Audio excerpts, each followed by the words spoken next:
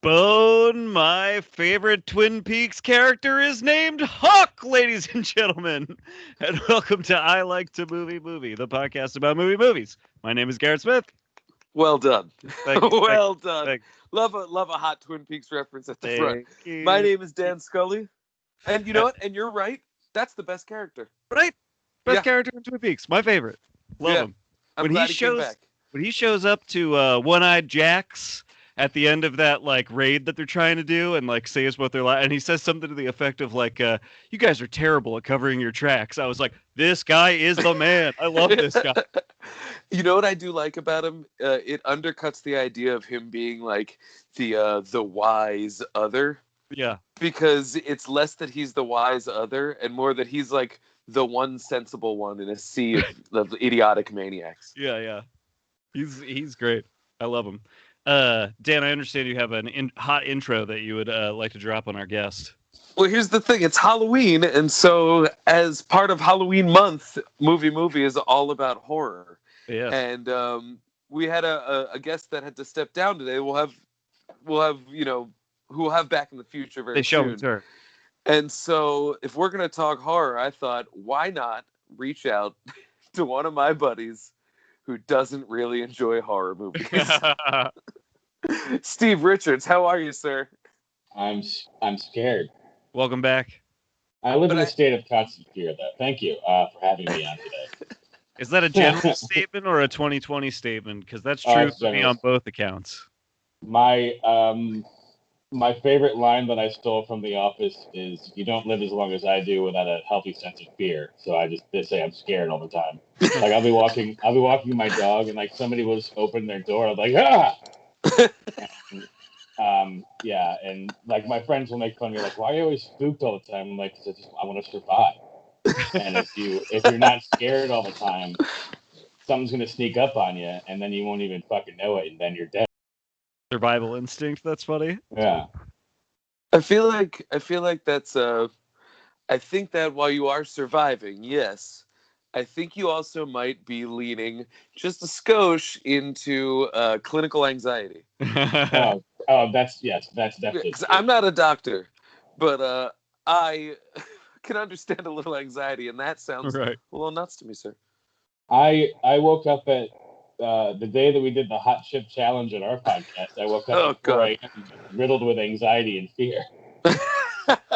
See, I went the other way with it. I wasn't nervous until like a minute before eating the chip, but at 4 a.m. the day after the chip, I woke up with a crippling sense of the spiciest shit I've ever had to take.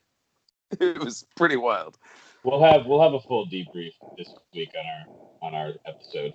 Yeah, we could definitely do that. We could What definitely kind do that. of what was it? Habanero? Like what was it? Carolina Reaper, ghost peppers, Szechuan stuff. I actually have it right here. Oh, right on. Yeah, your champion banner. Yeah, my champion banner.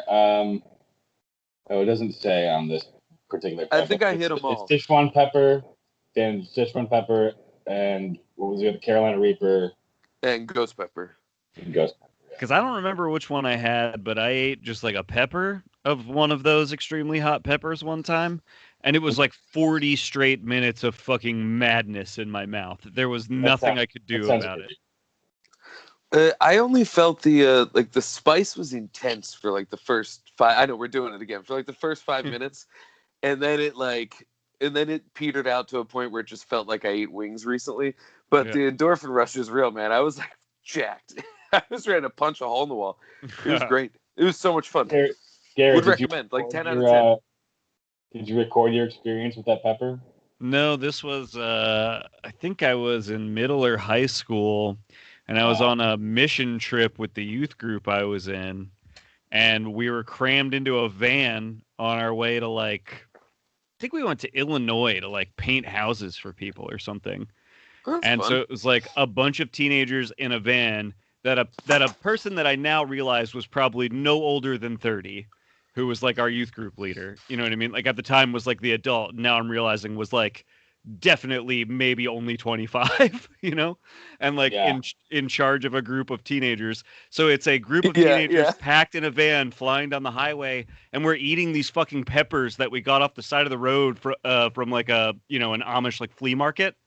And I swear to God, it was like 40 straight minutes of like pure fire. And so it's just like teenagers screaming with like these hot peppers in their. It must have been a nightmare for that maybe 27-year-old man that was driving that van. It's like, why did I let them have the So peppers? you lived out your own horror movie, because I feel like a classic horror movie start is a bunch of kids on some kind of trip on a Yeah, bus going somewhere. we did a thing that in retrospect is both like maybe awful slash hilarious. I'm not sure, but like the person there was like a so this is like a what do you call that, like an evangelical church that I was a part of. And so like this mission retreat or whatever was like a bunch of youth groups from like all over the country collected in one place to do this thing. Yeah. And they had like a speaker all week, and it was like the aunt and uncle of one of the Columbine victims. And Whoa. they were like using their niece's name to like preach to people, basically, that like Oh, Wow. God. because she like I think she was the what she like sort of very publicly like made some sort of like proclamation to Jesus or something like before dying or something like that. And so like they used her as like a way to talk about selling you on Jesus or whatever. And so anyway, we gave that motherfucker one of those peppers like right before he was supposed to go on stage one night to talk to us, and his wife had to come out and do like 15 minutes up top because he was like so fucking like he was like crying from like how hot it was. Oh, my that's God. incredible. Yeah. His wife That's turned into the warm-up incredible. comic. Yeah. He's like, I'm sorry, I'm just a little oh, Yeah. So, wronged by the how Lord. about Oh, I got Jesus the these devil in days? me. Oh, I touched my eye. I Yeah. touched my eye with the same eye that same hand that I touched the pepper with. Yeah. Oh, gee. He Yeah, was so like, I don't know. In retrospect, I Jesus, maybe fuck. feel good about that, but also bad. It's like a sad thing that happened to his family, but also fuck him. But I mean, yeah, like, what a crazy thing. I think Yeah, that's yeah, just all crazy. You can yeah. feel. But here's the Yeah. thing. So, Steve, you might not know this, or if you're a regular listener of I Like to Movie, you might actually know this. If you go way back, when we first started the show, Garrett was not as keen on horror movies as he is now. And then through just experiencing them and talking about them and realizing all the fun ways that now, Garrett, where would you put horror on your hierarchy of needs? I would also say Garrett's facial hair wasn't where it is today either. Yeah, it's actually at the point where like whenever I'm on this webcam, like because my hair is so dark, I often wear black shirts. There's just like where my face should be is just this like a hole of darkness. It's like a black hole. Yeah, you're rocking like a 60% face platform, like Right. like showing on your face.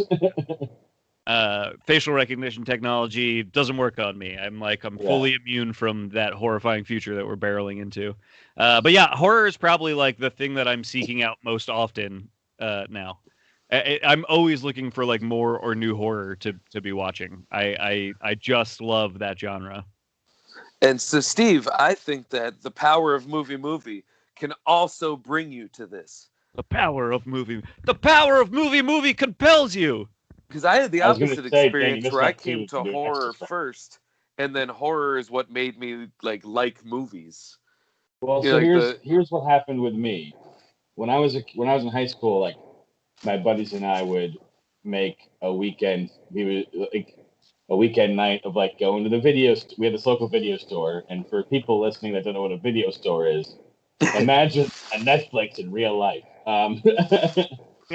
But we would go to the video store and like rent like 5 or 6 movies to watch over the weekend. so like a takeout movie. Yeah, and you'd have Like, to put you the Yelp movie, a movie? into something to play it. And then we'd get like fucking just snacks and candy and shit, and we just like watch movies all weekend. And a lot of those movies were like your classic 80s slasher flicks, like, you know, the Halloweens, the Freddys, the Jasons, etc. And those were like my favorite movies growing up because I just loved how campy and ridiculous they were. Especially like, and like the peak of that is obviously Nightmare on Elm Street. I think 4, Dream Warriors, which is just like the most ridiculous film on the planet Earth. Well, three is Dream Warriors, but I would it's say the 4 is the fucking more best. ridiculous one. Yeah, 4 is Okay. the Rennie Harlan movie that is like so Yeah. fun and funny. When I went through Okay. that series recently, 4 was the one that like really jumped out as like a new fave for me. It's the one When where the most 90s teenager of all time karate fights Freddy, except Freddy's not there in the frame. So he's just karate fighting alone. And dude, if you watch Never Sleep Again, it's revealed that was like a last minute like we don't have all the pieces to do the scene that we want. What do we do? And Rennie Harlan's just like, well, everybody loves karate, so he do karate for a guy who's invisible. It's cheap. Everybody love it. Yeah, It's like fucking okay. he's the man. I remember my We lost. favorite in that series was New Nightmare. I think it was when I love that movie. and even at a movie's young metal. age, I realized like holy shit, like this self-referential thing is like a really genius move to like breathe new life into a franchise that went to fake karate and went to Dream Warriors. So so what happened next was as I grew older, I kept watching horror movies as they like kind of came and went. Like if I heard it was a good one, I would seek it out. I forget any titles during those years, but then I made a mistake of watching Paranormal Activity, the first one, by myself in the dark. Since then, I'm like completely turned off by watching horror movies because I don't know what it was. Like the Dude, dread that's a that scary movie. the dread I felt the rest of that night was something that I'll never match again because I couldn't fucking sleep the entire night. Spooked you. I was up until sunrise. I had to work at Chili's the next day. I slept until probably like right before I had to leave for my shift, but it was during the daylight, and like I couldn't sleep at all that night. It was like, and it's not even like if you look back at it, that movie's not the scariest movie in existence, for sure, by any mark. It's But it it's an is fucking effective terrible. movie. Yeah, Yeah. that's a scary movie. I like those movies generally. Actually, Steve, I'll tell you after we get off the air who said this to me when Paranormal Activity 3 or 4 came out. I was working a shift at Chili's, and one of our coworkers came up and was like, "Oh, I'm going to see the next Paranormal Activity." And I was like, "I think I want to see that too. It looks cool." And they were like, "So do you think it's real?" I was like, I can assure you with 100% certainty that it is not real. Yeah. And then they were like, well, how can you tell? I was like, well, I guess I'd start with the fact that there's a script and there's credited writers, and the fact that if there were 4 indisputable instances of actual paranormal activity, it wouldn't be Cineplex material. That would be earth-shaking, world either uniting or tearing apart revelation kind of shit. So I'm pretty sure that it is I wish not you were real. there with me the night I saw it to talk me down. I want to believe in ghosts so bad, and so bad that I do believe in ghosts. But the fact of the matter is, there has never, ever, ever been even one single instance of at all scientifically provable proof. Like, it has failed the scientific method 100% of the time. So don't get too scared. I mean, this is coming from the guy with a Weekly World News massive poster behind him. So I mean, I can. Dude, no, I found this in the trash. This is a painting. Yeah. I remember you told me. Oh, actually, so VHS. That's another one that's one that I remember seeing that I enjoyed. That was Paranormal Activity. VHS school. Actually, VHS was one of the first movies that when we started doing this show, when Garrett, when you and I hung out, it was like, we should watch VHS. Yes. So that's like an early big... Yeah. And that also, because that, I kind of... Adam Wingard was like really when I took like a pretty big turn into like I really like horror, and I think VHS had a little bit to do with that too. Realizing that he was so much a part of those. Yeah, and I think a lot of it has to do with like horror hit right as Dan Stevens showed up, and everyone was like, "Fucking smoke show." Yeah, it just happened. Yeah, which he was in one of this year's best horror movies, in my opinion. I liked that movie a lot. The Dude, Rental? right now, if I were to make my top 10 list, Yeah. The Rental would be vying for top spot. Oh, really? Is that good? I liked that movie a lot. It worked for me. It's like mumblecore. Is that a Franco feature? It's a Franco feature. It is co-written and directed by Mike Pancake, the one and only. Yeah. And that's a good movie, man. I liked it a lot. What'd you say? What's her name?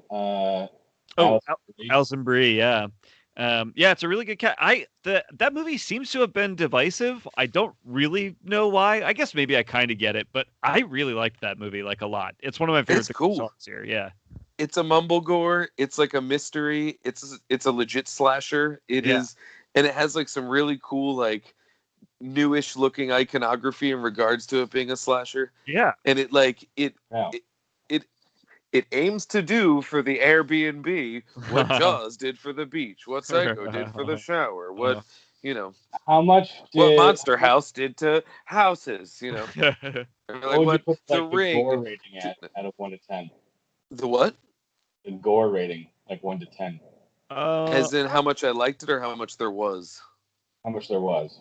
I don't remember there being 2. A lot of gore, right? Yeah. I don't think so. Well, see, here's the thing. And like shows like The Boys and lately Utopia have been getting me eased back into dealing with seeing like very like visceral gore on the screen, because I like when I see somebody get kicked in the nuts, like I feel it. Like I can't, when somebody gets like their fucking hand chopped off, like I fucking feel it. And so like movies like fucking Bone Tomahawks, which I still haven't seen, because of that one scene that everyone tells me about, and I'm never going to. But I've seen all his other work. I've seen Dragged Across Concrete, and I've seen Brawl in Cell Block 99. Dude, it's that scene's crazy in Bone Tomahawk, but it is so over the top. Yeah. That like it's pretty easy to not be like, ugh, because you're just like, this is fucking crazy. Yeah, because I feel you, Steve. I have some of that like empathy thing, like especially when Tori laughs at me sometimes because like when somebody is just like I don't know, undergoing like basic medical procedures in movies, I'm like, oh god, I can't watch this. And then like when a head explodes, I'm like, yeah. But it's because like when a head explodes, like I can't relate to that. I've got no way to relate to what that feels like. I can't. That's true. Yeah, I've had an ice cream headache, but I've never been fucking scanned. If you ever do, the fingernails get me. You have 0.3 seconds to relate to it. Yeah. Right. Yeah, that's true.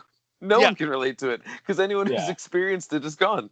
Yeah, fingernails, teeth, that kind of stuff gets me. What really gets me is when, I was thinking about it the other day. There's this, I don't want to describe the whole scene, but there's this scene in this fantastic movie. Nobody's seen it. It's called Red, White, and Blue. You got to seek it out. But there's a scene where a guy who did something real bad, that guy's wife who did nothing, and their daughter are tied to chairs, and this guy is going to cut them up. And he says, like, here's what's going to happen. He's like, I'm going to torture and kill your wife in front of you. And then I'm going to torture and kill you. And then I'm going to torture and kill your daughter. And then he turns to the daughter and he's like, here's the thing, though. I have some sympathy for you. So I might just kill your parents in front of you and let you go, leave you alone as an orphan. Or I could kill you with them. It's your choice. And she's like, kill me with them. And the mom's like, no, don't choose that choice. And then they end the scene there. And you don't know how it plays out. But you do know that it plays out. And so I don't know what choice they land on. I don't know how it went down, but you do know that it went down. And I think about that all the time, and it horrifies me. So much more than any bone tomahawking or anything like that. Yeah. But the mental shit really gets me too. Like, there was... But like the fact that they don't tell you what happened, and I sit there and I think of 100 different possibilities because that's for some reason fun, and then I realize I've been sitting in bed thinking of murder for a half hour. It's horrifying. Yeah. But like mental fuck shit like that, like the Jennifer Carpenter storyline in Dragged Across Concrete. Like, oh yeah, holy. That's fuck, cruel. Yeah. Well, so my question for you guys is: would you consider, and this is kind of a two-parter, would you consider those movies to be horror movies? And also, there's another movie I want to ask about, but answer that one first. Wait, so you mean not Bone Tomahawk, but Brawl in Cell Block 99 and Dragged Across Concrete are those horror movies? They're more I like would say- exploitation movies, right? Yeah, they're like grindhouse exploitation movies. I would call Brawl in Cell Block 99 like a jail exploitation movie because Yeah. that is a thing. I would Yeah. call Dragged Across Concrete like a police procedural, but Yeah. with an exploitative flavor. Yeah. I And would even- call Bone Tomahawk a horror movie, but it's a Western tinged horror movie or a horror tinged Western. But I would say I would call it horror. Yeah, I would say the thing that those three movies have in common is that they are like grindhouse exploitation movies. Yeah. And Bone Tomahawk happens to fall into horror, where, as Dan was saying, then there's a prison one, there's like a police exploitation one, but they're like exploitation movies. So, and I think they're grindhouse movies too. So they kind of share some of that like seedy, gory grossness that I could see why someone might go like, well, they're all horror movies. You know what I mean? Yeah. Like, Yeah. But like They that's my main question is like where do you make the line of this is a horror movie? Like, would you consider? And this is the other movie I wanted to bring up. Would you consider A Quiet Place a horror movie? yes. Yeah, I would. Okay. Yeah. Yeah. So that's a monster. I think that was more of a thriller. Like And honestly, but that makes sense. I think that's. I found it. I would think of it as a horror movie. I would go as the cheat and be like, well, it was definitely like a genre movie, but with a big budget. But I would call it a horror movie just on account of that it's a monster attack movie. And I think to me, I do get that some people sort of distinguish horror as strictly like when they're talking about horror movies, they're like, well, I wouldn't consider it a horror movie if it didn't scare me. And I do understand that, but that to me, horror is like a genre of movie that I don't necessarily think needs to have scared me for me to consider it a horror movie, personally. Yeah, I would agree. And so, like, A Quiet Place is a monster movie. That's a horror movie, whether it scared me or not. I found it very effective, and I agree with you. It's like very thrilling, probably more thrilling than scary, but I think it's a horror movie for sure. Yeah, it's like an intense movie more so than like a creepy stalk and slash movie. So it could be validated as a thriller, but Jurassic Park. Here's the thing. So Jurassic Park to me, as a kid was an adventure movie. Right. But now this is.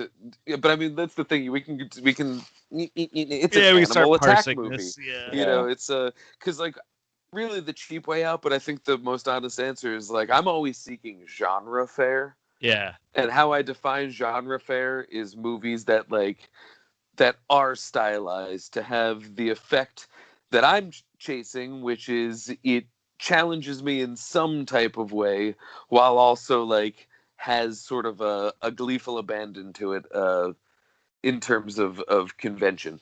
And I think it would be easy to make a solid argument that Jurassic Park is in fact an adventure fused horror movie, because it is they're dinosaurs. So I think for some reason we go like, well, dinosaurs have a basis in science. So like they're not monsters, but like effectively that's a monster movie, that's a monster how movie. Dinosaurs are used. Well, because it is a Frankenstein movie, more so in the book, in terms of John Hammond creating this thing that he wants to love, and then it's a monster and he can't control it. Played God, flew too close to the sun, yada yada yada, lather and repeat. It has that element to it. But you watch the raptors in the kitchen scene. You watch Ellie trying to restart the breakers. When she leans back and gets Sam Jackson's arm on her, that is that's a John Carpenter move. That's like classic shit. So like it is. I would say Jurassic Park. If you want to call it a horror, I would say yeah. But I just think because it's 5 other types of movies, it's Jurassic Park. It's like genreless. Yeah. Well, and Dan, it's a blockbuster. It's an effects movie. For sure. It's a remake of Jaws in that it's right. Yeah. We've talked about before though that like Steven Spielberg is one of the kind of the great unsung horror directors. He often has like very much like horror movie scenes in his movies, and very good ones. They're just, you would never really think of his movies as horror movies.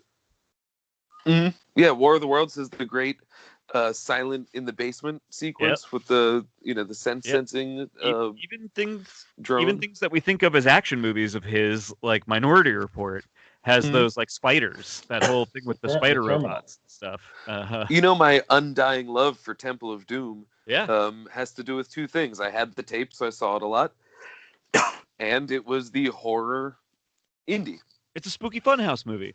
spooky funhouse movie. Yeah. It's a shame that that it hasn't dated well in its race relations, but hey, chilled monkey brains. Yeah.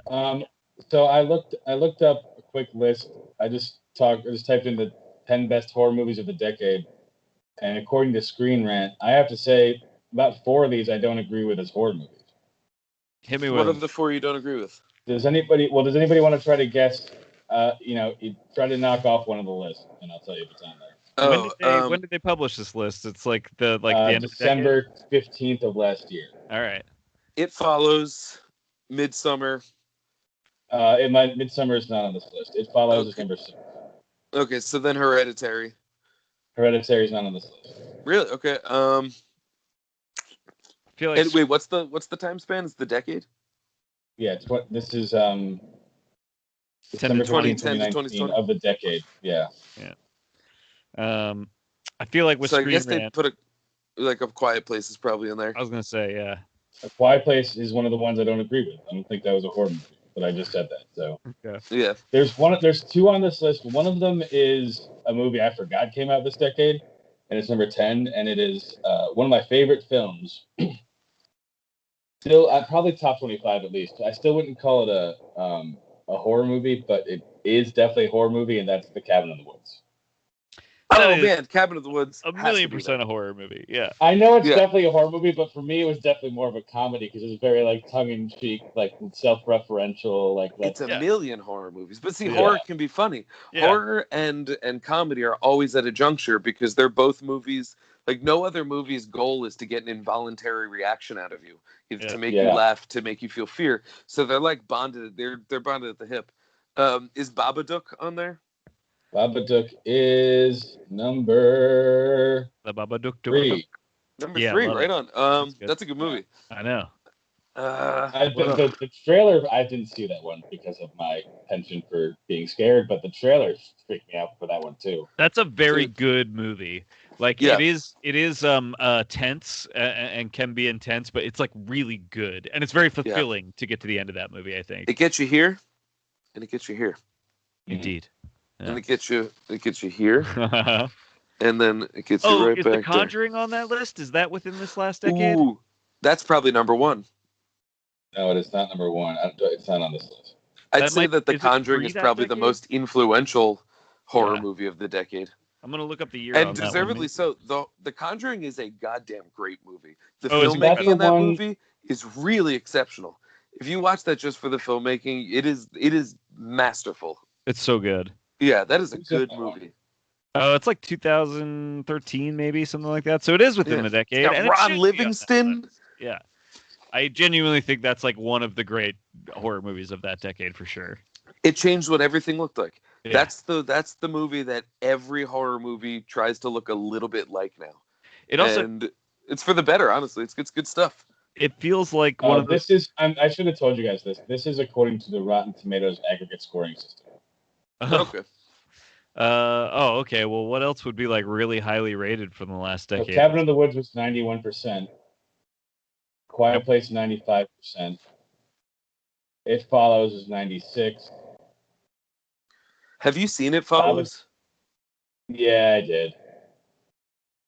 It You wasn't for me. Yeah, you didn't say that like you were excited. Yeah, I really think that I don't movie's know. exceptional. I like it as a concept, right? And I just think I didn't execute well for me. I just didn't. That seems to be So, like, when people give a negative response. That seems to be the general consensus among that, because it is a cool concept that they don't use to genre-ish ends, and instead it's like a metaphor for growing up. Well, for me, the entire and this is the reason I ruined it for myself because the entire time I'm just thinking like, all right, so the ghost is like an STD. Yeah. And then like that kind of like dumbed it down for me too much. I'm like, I don't care about it. Here's the thing: I disagree that movie is about STDs. I don't think think I know it's it's about not. STDs I know that at wasn't all. the point, but like Maybe, in my mind, but that's the thing. what I So many see. people take that away from it. They're like, I get it. It's Yeah. the same old horror morality play. You fuck and you die. But no, it's a movie just about coming to understand that you're impermanent and that your decisions can draw things to you and push things away from you, and that you can bond with people and become stronger and all that. It's really exceptional. And you can contract chlamydia. Yeah. It's I mean that is not part of it, Right. as in life. You can contract chlamydia. I think if you revisit it and can allow yourself to like divorce yourself of that idea, you might find it a little more interesting. Yeah, I have this problem where like once like my mind is set on something when I'm watching it, it definitely like carries. Like I'm like last night, Dan told me that there was something that might happen in the finale of The Boys, and I kept waiting for it, and it never happened, and it totally ruined the experience for Dude, that was because me. that was because one of my friends was like, "There's a huge cameo in the finale of The Voice." And I was like, "Really?" He was like, "Yeah, it's somebody that has no business being on a show like this." So the whole time I was watching, and then it ended, I was like, "I saw nobody in that episode that wasn't in Yeah. all of the other episodes." And so I texted him about it, and he was like, "Dude, I'm so dumb." I was like, "What? What is it?" And he thought that the religious cult leader guy, that he was Hugh Jackman in makeup. And he was like, I totally forgot that he was a minor character throughout the season. And honestly, the first time he showed up on screen, I was like, that looks a lot like Hugh Jackman doing like his prestige makeup kind of thing. Oh yeah. And it would be a very fun Hugh Jackman thing to just show up as a tiny character in makeup, but it's not him at all. But yeah, so I'm sorry that I texted that to you, but that was That's mostly fine. because I was so afraid that all of my friends that know I'd watched The Boys would be like, dude, Bill Murray was just on The Boys. And I'm like, fuck. So, you know. There's one movie in here that I don't think is a horror film. What We Do in the Shadows. Totally a horror movie. I mean, it's funny, but it's a horror movie. The same way that I read a like top rock albums of all time kind of thing, like 50 top rock albums. In this list had both Spinal Tap Yeah. and the self-titled Tenacious D album. Yeah. That And is a they rock said, album. That is it is a rock fucking album. rock And they album. said, you know, just because something's parody does not mean that it doesn't have rock elements. And you can't have good parody without those elements. Because if I just made a rock song that sang some stupid lyrics, but the rock wasn't, you know, crunchy and good enough, it would be dumb. And I would say that What We Do in the Shadows is only funny because it is in a horror movie shell. You can't have the jokes that it has without knowing what you're doing with horror. And it's a smart movie. I mean, they even do a found footage segment with the cat thing. Yeah. They really do cover all the bases, and in a way that's organic to the world. So I think I wouldn't have thought of it, but if questioned, I think that's a horror movie. You know what, Steve... Dan? Like everyone else is doing these days, I'm going to say that I was wrong, and you've convinced me to change my opinion. Oh, I'm tired of hearing it. I think the best clearest example from our lifetime is Shaun of the Dead, which is like undeniably a great zombie movie and also a great parody of zombie movies. And like Hot Fuzz, great action movie. We're blurring the lines even harder as we go. Like the line is getting much more blurry as we continue this conversation. Genre is just fluid, right? And so, like, I think if you look at the history of literature, this has happened to genre, and I think movies are getting there now as well. You know, what's literature? Letters make words, words make sentences. Oh, letters! Start stacking those. Stories the come together.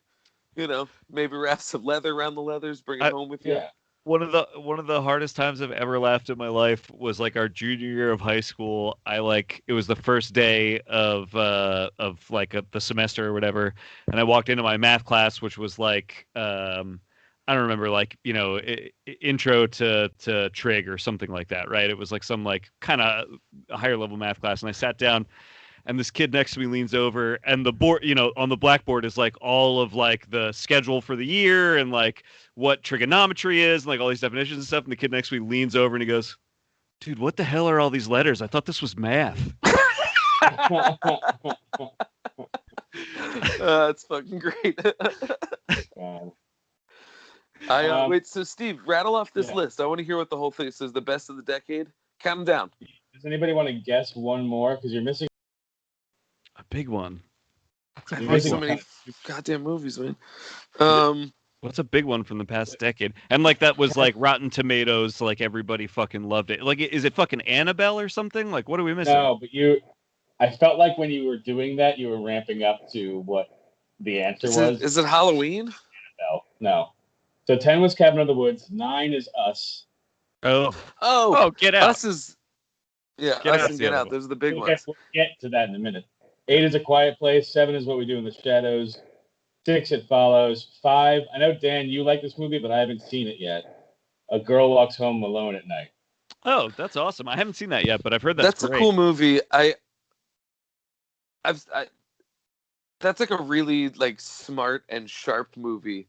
I've like soured on aspects of it on rewatching it because like it lost its pace with me, but like I think it deserves to be on the list. Based on the very stark black and white still that they have for it, it looks like a very interesting film.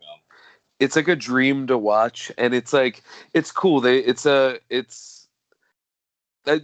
I sound like I'm talking it down. It's actually it looks awesome. It's very hypnotic. It looks sharp. It's I think what bugged me was they were like, oh, it's this cool.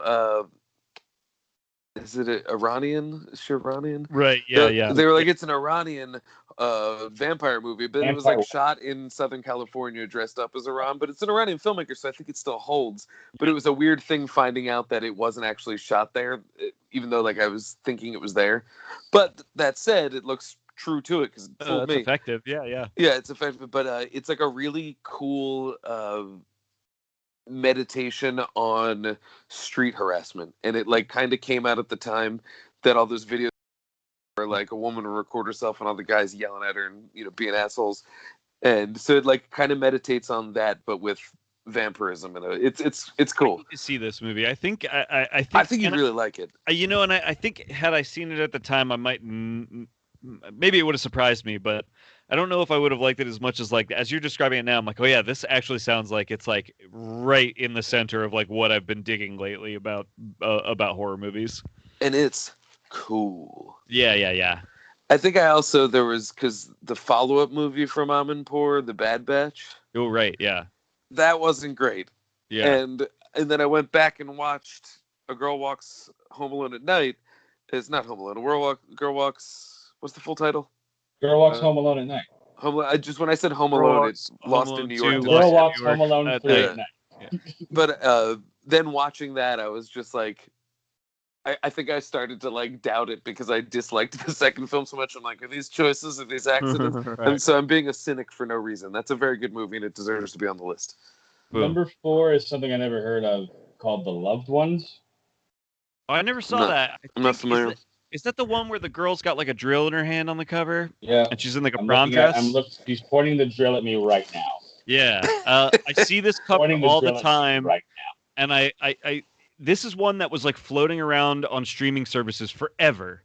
And I didn't watch it. I just was never interested. And then more recently I had heard that it's actually like really good. I've never even heard of this. And now she's pointing the drill at me. Right? Yes. Yeah. I remember seeing that cover on like every streaming service for like a couple of years. The Loved Ones tells the story of a young man who accidentally killed his father in an auto accident and has become withdrawn and suicidal. When he rejects the advances of a girl named Lola for an invitation to the prom because he already has a girlfriend, she kidnaps him and has a demented prom of her own in her house. Okay. It's currently on Prime, and it's 84 minutes long, so this is good. Prime the issue that I have here is that it's not. It doesn't appear to have been released in the decade that this list claims that it was released in. Fuck this is saying 2012. Maybe that was when it got released. No, it addresses this. This horror film received its limited theatrical release in the United States in 2012, receiving rave reviews. Okay. Number 3 is the Babadook. Number 2 is Get Out. And number 1 is Under the Shadow. I haven't seen that yet. Did you see that one, Dan? Under the Shadow. Another Iranian horror movie from director Bobak Anvari. Yeah, and they made something else that I... Oh, I've not seen Under the Shadow. That's their number 1? Yeah. 99% fresh rating. I did see, however, at last year's Philadelphia Film Festival, his more recent American movie, Wounds. Right. I knew this guy did something else. Right. Yeah. Wounds is a weird movie that it's very clear to me, and correct me if I'm wrong if anyone actually knows, that the director didn't there's like an English as a second language thing going on here. That the American actors, as they read these lines that were probably translated by this filmmaker and are being directed by that, it's these two actors that I really like, Armie Hammer and Dakota Johnson, and they're both delivering the hell out of this stuff, and it's just weird. And there's all these strange choices, but in a vacuum, scene by scene, there's a lot of like scary stuff. So Yeah. it's a movie that was like regularly baffling, but at the end I was like, that wasn't great, but I really enjoyed watching that a lot. Armie Hammer is my favorite actor. Yeah. He's the man. Well, that description reminded me of we got to see, and I think it is on Shudder now. I think you can watch this movie right now. The Cleansing Hour. Have you guys heard about this? Okay, yeah, I saw that popped up on Shudder. I did not see this. So we got the screener for this, and this is a movie where like it's kind of exactly what you're describing, Dan. Where like by the end of it, I was like, I don't know if I liked this movie really. It didn't totally work for me. But there are scenes in it that are fucking incredible. It would be like disingenuous for me to say like you shouldn't watch this. You know what I mean? It's like I didn't really like it by the end of it. I was sort of like, I don't know, I'm not like totally into this movie. But there were multiple moments where I was like, holy shit. Like, I'm into that. Yeah, like and in a variety of ways too. Like at one point it was just like, okay, I can't believe this movie is going this way. You know, you're like watching a movie and you're like, I don't know if this is any good. And then you're like, oh, fuck. Okay, this is what we're doing. It's like, It's got that kind of thing going on. And then it also has, by the end, it has one scene where I was just like, I cannot fucking believe that this is in a movie that's coming out right now. This is banana. It feels like they would have had to have made this movie 10 minutes ago for it to include this scene. It's wild. It's like not a great movie. There's a lot of like frustrating wheel spinning throughout, I would say. Yeah. But the stuff that it does well, it does like really well. Oh, also, Dan, Kyle Gallner stars in this as well. Oh, cool. And I suspect, based on his facial hair in it and how much screaming he does in it, that this might be the movie he did right before Dinner in America that Adam was telling us about. That gave him the scritchies. And that gave him the scritchies in his voice, yeah. I suspect. I definitely want to watch it. I'm sold on it, and I have Shudder, so I might as well. It's got a really cool premise. And like I said, it's like, I'm not 100% on it, but boy, does it have some cool shit in it. Like, there's just some stuff that, like, it is kind of worth watching for. Nice. I'll definitely check it out. The Cleansing Hour? Cleansing Hour, yeah. Cleansing Hour, now on Shudder. Yes, yeah. This is going to sound like a very old man thing to say, but there's too many goddamn streaming services out there. I know. Well, I got all these streaming services. I got nothing to watch. I need a streaming service for my streaming services. Bring back the video store. Yeah. That's going to happen, though, because it'll be cyclical. Sure. It'll be like, are you tired of mailing in or waiting for your discs to come in the mail? It's going to go reverse backwards that way. Yeah. Come into our store. Somebody in Brooklyn is building a video store as we speak. Oh, without a doubt. We had a video store in Philly for a little bit, Cinemug. It was like a coffee shop video rental store. Oh yeah, I remember that. It lasted longer than you would expect. Yeah. But I think it went under mostly because of COVID. Yeah. But Steve, I'll ask you this: what is the what horror do you like, so that I can make a recommendation to you based on that? We can each give one. Yeah, what's a horror movie that you like? Yeah. Well, I think we definitely talked about a lot of them today. I would say probably, I definitely agree that like Get Out and A Quiet Place were probably my two favorite, most recent picks from this genre. Even though I don't really agree that A Quiet Place was a horror movie, but I'll still put it in there just for the sake of it. You will die mad. I do like. I did like the latest Halloween, and I'm excited for the sequel. Yeah, dude, I really mean, like that latest Halloween movie. The trailer for number 2, which is coming out probably never, but the Right. trailer for the second one, where Oh, let it burn! at the Yeah. end of the first one, when he like, she lights him on fire in the basement, and then as there's fucking in the trailer for the second one, they're driving and they see the fire trucks go, and they're like, "Fuck no!" Yeah. It's really good. I really liked that movie. I really liked David Gordon Green's direction in that movie. Like that's Yeah. actually I think one of the things that why that movie stands out to me is like there's a million Halloween sequels and this one actually is like cinematically pretty interesting, I think. Jamie Lee still got it. She yeah. becomes what's her name? Laurie Strode. Well, I was gonna say Laurie Holden. Who's that? I don't know. Laurie Strode. I think that's an act. I think that's an actress. Okay. Anyway, she didn't miss a beat becoming that character. And that was I think probably one of the more important aspects to doing a successful re sequel. In a sequel. Yeah.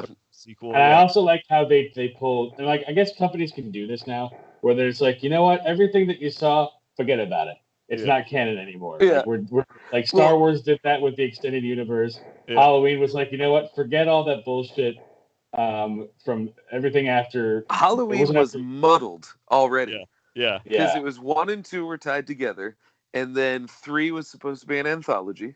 So then 4 they brought it back, but in 4, 5, and 6 it's just reference to that Laurie is dead. Right. Yeah. And so then H2O comes out, she's back. They get rid of 4, 5, and 6, so it goes 1, 2, H2O.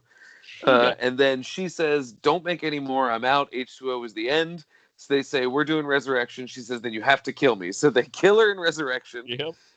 With the boldest retcon to keep Michael Myers alive. And Isn't then it right Resurrection bombs so hard that that's the end of it. Rob Zombie remakes, sequelizes remake that is a sequel to that, not a remake of any of the sequels. Right. And then new reboot eliminating everything but the first with 2 sequels, totaling 4 movies, 2 of which are called Halloween. Yes. So it erases the second one as well. Yes, because in the second one, it's revealed that Laurie is Michael Myers' sister.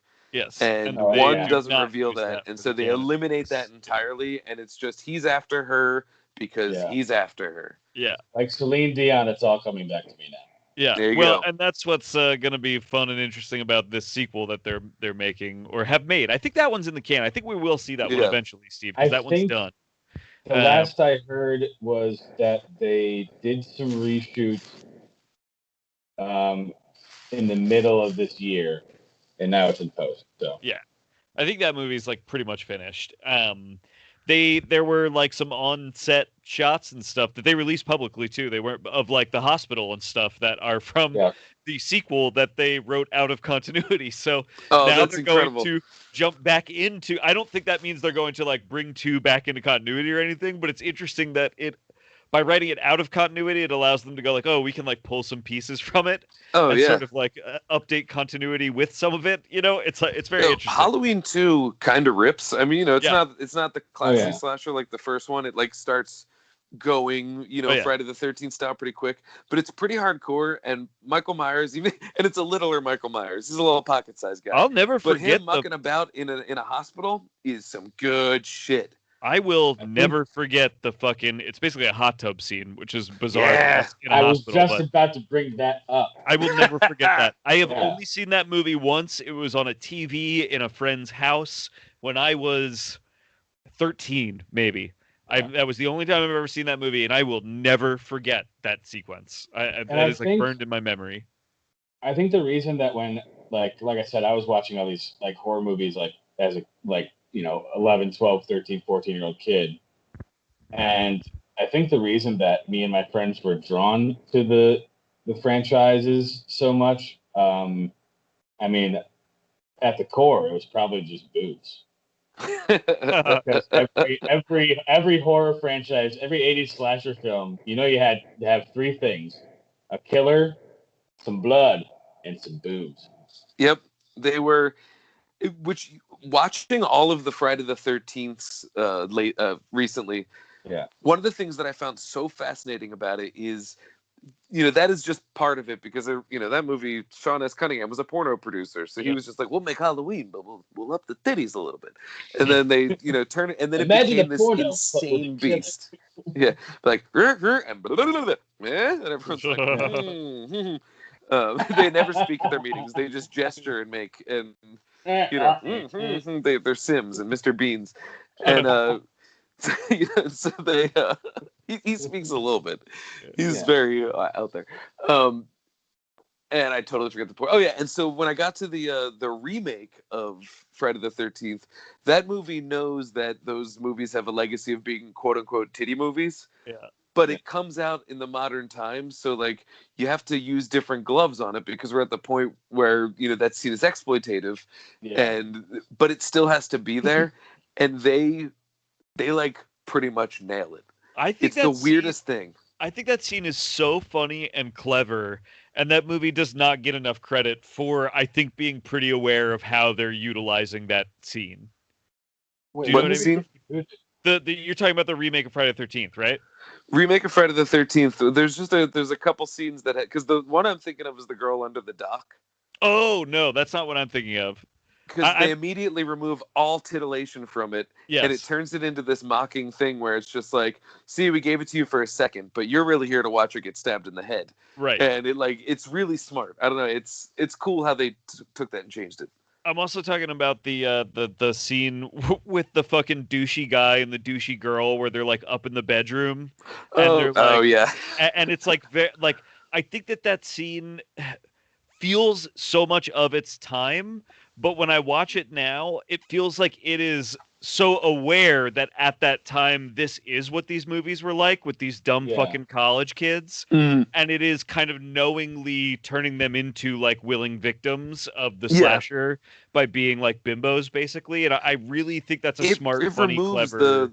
They like remove the morality play aspect of like slut gets killed, virgin gets saved, jock is all that kind of shit.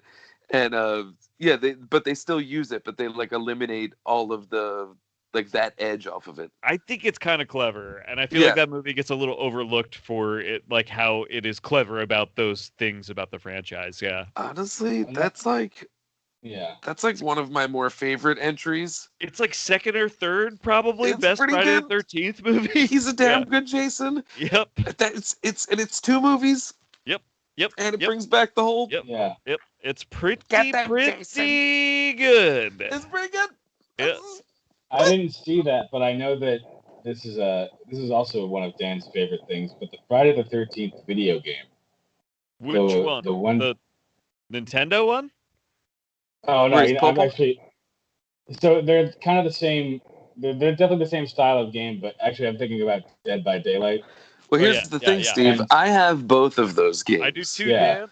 Yes, and it's the Jason one. The controls suck. Yes. But it is a fun game. But the problem is nobody's playing it, so you can never get a game going. Yes. But Dead by Daylight, it crossed platforms. Y'all want to get together and survive a murderer or run from one another? I am down to play. I'm in. I totally would, because my point was going to be that like they did such a good job with at least the one I played. Each one once, I think. But they did such a good job of making you feel like you're actually being hunted that it was like it felt like real. Like it was like I'm fucking terrified right now. Like dude, when I'm fixing the machine and it blows. Yeah. Nothing in a video game makes me yell at a video game more than when that happens. Yeah. Oh. And like in the Friday the 13th one, all you hear is what's the sound effect? Yeah. That fucking terrified me when I played this fucking game. Yeah. Because I'm like, you know what? I'm going to go for this experience. I'm going to turn off the lights. I'm going to get the control. I'm going to sit right in Indian style in front of the TV. And I'm just going to be like immersed in the situation. And that was a terrible idea because I was actually frightened. Yeah, that's the fun of it. But that's the thing. If you want to watch more horror, that's what I think everybody is chasing. It's fun to be afraid. And if you can convince yourself it's fun to be afraid. And that's why people go on roller coasters. Yes, go on roller coasters. It's why I love true crime is because it's fun because you go, oh shit, that's real shit, and it's fun to be. I also It's think fun to be scared. you can find a lot of fun horror movies too. I think, Yeah. if that's like really what you're after. Like something like Poltergeist is, I think, always a great recommendation to people because That it was is gonna be my legitimately scary, recommendation. but it's really fun. It is a roller coaster movie. Have you seen that, Steve? No, You that's should. on my shame list. I'll be honest with you, I want to see it. That one's really good, That's and I don't really think fun. it'll scare you. It's like that one's. It's Toby Hooper directed, but Steven Spielberg was legendarily pretty hands-on, so it has a lot of that feel. I reject the hypothesis that it was mostly Spielberg directing. No, it's because definitely a Toby Hooper movie. There's Hooper all over that movie. Yeah. There's just also some Spielberg in it. Yeah. But man, I also like Evil Dead 2 is basically like a slapstick cartoon that is also. Yeah, I love the Evil Dead series. Yeah. Okay. Great. Have you seen Drag Me to Hell? Oh yeah. No. I think at the time that was released, what year was that released? Like 2009 or something like that. Something like Yeah. that. I was kind of over Sam Raimi's bullshit, and I didn't want to have any part of his fucking. Because I told the story before. I rewatched it recently. 2 thumbs up. Really good. Real fun. Yeah, that's a great movie. But my one buddy, I'll keep the story short. My one buddy Joe was the biggest Spider-Man fan I've ever met in my entire life, and he had like all the action figures on different poses on his dresser. He had ripped out comic book pages hung up on his wall. We went to go see Spider-Man 3 as like a group of like 7 or 8 people, and like we got in the car on the way home, and there was like a dead silence until someone was like, "So that movie fucking sucked." And then like we started talking about how terrible the movie was, and Joe's like sulking in the back seat. He's like, "Wasn't that bad, guys?" And then we were like, "No, it was fucking terrible. Like it was the worst movie I've ever seen in my life." And then the next day I go to his house, everything's gone. Like the pages are ripped off the wall. The action figures are in the drawer, and I think that I was like at the moment I was like, "Fuck you, Sam Raimi! Look what you did to my friend." See, here's the thing about Drag Me to Hell, though, is that you have to view it in a different light. That was not Sam Raimi, up to his old tricks. That was Sam Raimi going back to his old bag of tricks. And basically saying, like, I made these huge blockbusters, and now a whole bunch of blockbusters look exactly like I did. And I'm here to remind you where I came from and what I can do. Because he directs that movie hard. And it is intense, and it's funny, and it's gross, and it's upsetting, but it's also, like, gleefully cruel. It hits everything. You would love it, dude. Yeah, and Steve, maybe you don't know this, and I need to let you know. I don't know. Spider-Man, not in that movie. Not a Spider-Man movie. So you might have a good time with that one. Spider-Man's not in Drag Me to Hell? No. So and you would think Venom would roll through. No Venom. Yeah. I did. So I think that there's 2 other movies I want to bring up real quick because I'm just remembering them now. Amazing Spider-Man and Amazing Spider-Man 2. Those are the scariest. I still remember the moment when I looked over to you, Garrett. Yeah. When we were watching Amazing Spider-Man 2, and we were watching, I remember looking over you, I was like, this fucking sucks, right? I am excited that Jamie Foxx is coming back as Electro and that he's not going to be Dude, it's starting to look like they're opening up a multiverse thing. Yeah. And that it's going to incorporate all of the Spider-Men. Yeah. And, oh, baby. I can't wait. I can't remember the name of this film, and I know you guys are going to get it as soon as I'm describing it. It's got the guy from Boy Meets World. Which guy from Boy Meets World? You're thinking of Corey? Never mind. Because I was going to say Cabin Fever has... Sean, Ryder Strong. Ryder Strong? You're thinking of Cabin Fever. Cabin Fever. That was a good movie. I love that movie. I know he's not the most popular character in some horror circles, but I'm a pretty big Eli Roth fan. And I think that movie's really a lot of fun. My second favorite line of that movie is when he comes up to the campfire, Eli Roth does, and he's like, "So, I guess I'm gonna fucking smoke all this weed by myself." Like, "Oh no, come join us." Yeah. My first favorite line in the movie is pancakes. Pancakes. When the guy goes up to the house and this long blonde-haired kid is sitting out on the porch, and he's like, "Hey, are your parents home?" And he just starts screaming pancakes and doing karate kicks in the air at him. And then he Sounds bites awesome. him. Wait, Garrett, have you not seen that? I've never seen Cabin Fever. I would It's love to. really gory and Oh, gross. it's so good. I just ruined the two best parts of the movie. That's all right. You know me. No, there's a I lot have of fun. I have the unpopular opinion that Knock Knock, great movie. So I'm with you on that. I'll watch more. That's on my Get It list. I added that to my Prime. Whatever the list is. Love that movie. It's There's like too a many soft streaming remake. services. Too many goddamn streaming services. What's the other one you wanted to bring up? Devil. The I haven't elevator seen movie. that since the theater, M. but Night I saw that Shyamalan. and The Town back to back, a double feature. Yeah, I watched it recently because it was on HBO, and I think recently meaning like maybe a year ago. And I think I had a sick day, and I'm like, you know what, I'm just gonna put this movie on. That movie was pretty good because I like the Reservoir Dog style, like close quarters, like pretty much Yeah. one style movies. And this one they did a really good job of, and it's definitely one of those Shyamalan movies that gets kind of forgotten about and passed over. Yeah. But I think it's good. Well, I mean, he's just the producer, right? Yeah. I He think did I not thought he direct directed that. it. No, I think that's directed by Dowdle. I want to say John Eric Dowdle. Is that it? He definitely didn't direct it. It might be he might get a story credit on it, Dan. I feel like it was from that proposed like Night Stories trilogy or whatever. Which I'm so into that idea. Yeah. Yeah, John Eric Dowdle, but it's story credit for M. Night. Yeah. And he was a producer as well. Yep. Yeah, I would like to watch that, and I see that it actually stars what's her name, Dr. Bloom from Hannibal. Oh God, what is her name? That's wonderful. I didn't know she was in Well, I that. don't know. It's a Caroline Chris Messina. DeVernus. Chris Messina. What's his name? Bobo Tom Hardy. Logan Marshall Green. Oh, he's in that too? Yeah. Love I him. remember him being that. Yeah, I remember enjoying that movie well enough when it came out, but I don't remember it. Oh, he was an Upgrade. That's right. Yeah. Oh, Upgrade's so good. Really Well, if you good. like those trapped in a small space movies, yeah, Upgrade's like a body horror movie. Yeah. Horror sci-fi. Have you seen Green Room? No, we talked about this.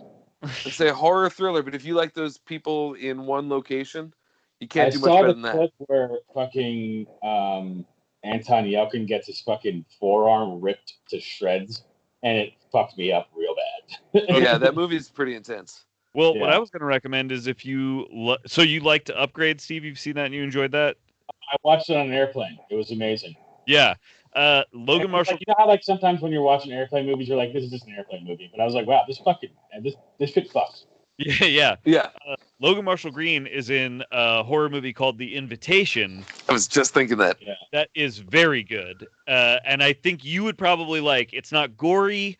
It is, and I don't know, maybe it's not scary. I don't know, but it's like it's a psychological, like very interesting, small single location, really good like performance movie that has a pretty chilling core idea. That's what I would say. It's like a pretty chilling core idea. Yeah.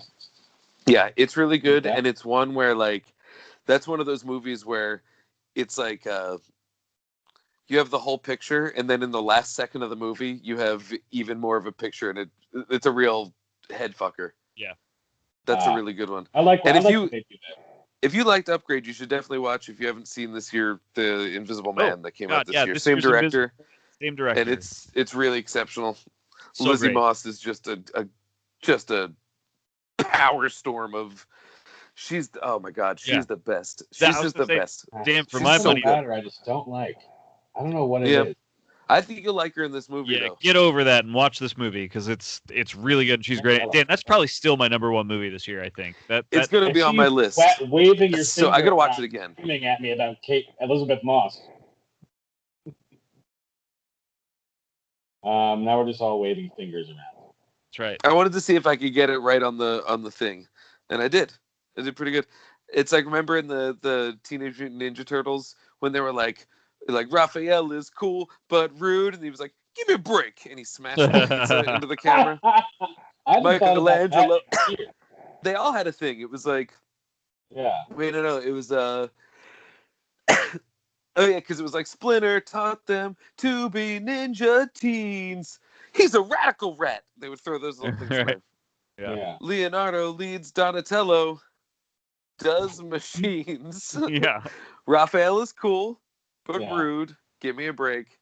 Michelangelo is a party dude. Whee! Teenage man. It'd be funny if they peppered in like some like just irreverent stuff, like I killed a man once. It's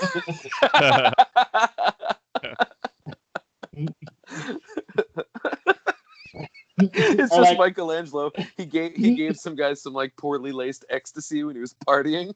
He didn't even karate fight him to death. He just drugged a guy. But don't worry, because Splinter made him do 10 flips as punishment when he accidentally killed a guy. So you're good. Donatello just like yells in the middle of his song, "I'm addicted to opioids."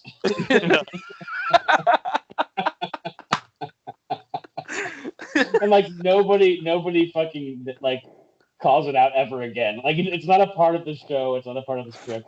Just in the theme Splinter song, taught Donatello. them to be ninja teens. I have PTSD. Son. Leonardo leads. Oh god. Man, Turtles is the craziest thing to still be irrelevant. Yep. It's not irrelevant, to still be irrelevant. Continue force. to be relevant. Yeah. It's crazy. You guys want to wrap this here episode up? Yeah. I don't think we're gonna get better than Donatello being addicted to opioids. So yeah, let's. Yeah. Yeah, it's a good out. Do you guys want to plug your shared podcast that this is not an episode of? Yeah, Dan and I'll do it since Dan does it on this podcast every week. I'm hoping. I do. Oh, so you don't listen to this podcast? Yeah, about that. Come sir. on, man. We got a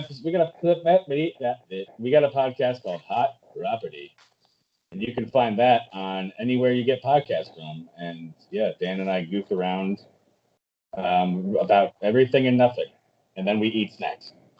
There's usually snacks involved.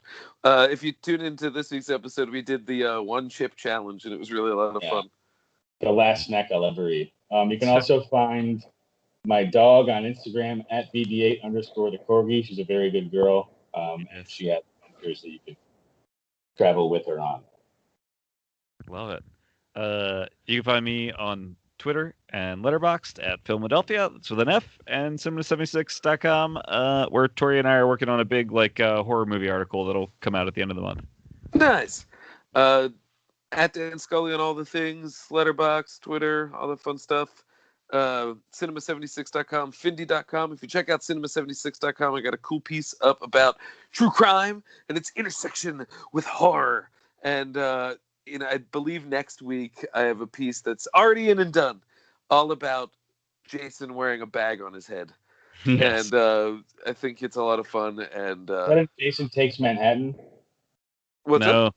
No. In the second movie, a little bit of the third movie, and the remake, Jason wears a bag over his head. He doesn't get the hockey mask till the third one. Yeah, and in Jason Takes Manhattan, he wears toxic sludge on his face. Oh, right. How could I forget? Yeah, it's pretty wild. And he recognizes a poster or a billboard that has his mask on it for a hockey team, and so he's self-aware of the mask. I feel like I left that out of my piece. I should update that. Well, whatever. It's already submitted, and I'm tired. But yeah, lots of festival coverage and fun stuff. So yeah, do all that. I was also on an episode of Dan's better half Jenna's podcast, Deaf Impact, recently. Yeah, nice. Check it out. And I guess since this will be up on Sunday or whatever, we check out the regular feed. We did an interview with Adam Raymeyer, director of Dinner in America. That was really fun, really cool. And that movie, I guess, should kind of be available. That movie premieres at Night Stream, which is an awesome festival happening right now, on Saturday night. Right. So by the time you're listening to this, I think if you look at their schedule, there may be another screening of it that you might be able to catch. Yeah. And we recommend that. Yeah, I think that for 4 days after the festival ends, which is Saturday and Sunday are sort of closing night. Right. 4 days after the festival ends, I think it'll still be available. But if not, it will be available everywhere soon. You should definitely check it out. Yeah. It's a cool-ass flick. Yeah. Let's wrap this thing up. My name is Garrett Smith, and I like to movie. My name is Dan Scully, and I like to movie. My name is Stephen Richards. I, too, like to movie. We all know that you like to movie because we like 2 2 movie. movie.